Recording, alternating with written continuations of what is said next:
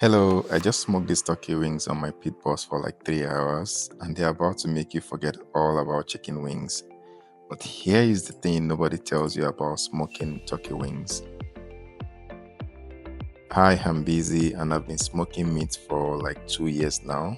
But turkey wings, they used to be my nemesis. They'll come out dry, tough, or just plain boring until I discovered this one trick that changed everything. Now, before you scroll away thinking turkey wings are just big chicken wings, just stop. These bad boys pack twice the flavor, but they will humble you real quick if you don't know what you're doing. Comment below if you've ever had a turkey wing disaster. So growing up, my grandma always says patience is the secret ingredient. I used to roll my eyes, but when it comes to turkey wings, she's right.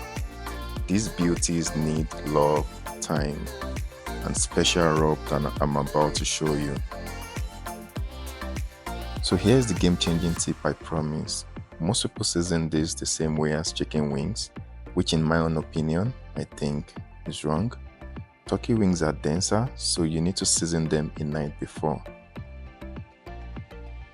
And the second mistake I've seen people make, which I'm also guilty of, is cranking the temperature up to 350 degrees. But for turkey wings, they want that low, slow cook at 250 degrees. You also want to aim for an internal temperature of between 165 and 170 degrees. Just trust the process. Now my pit boss is about to do its magic. We're going for 3 hours at 250 degrees.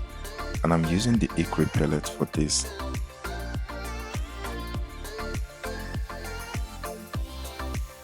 And here's another secret. I'm going to be wrapping this at the 2-hour mark to prevent the juice from drying out.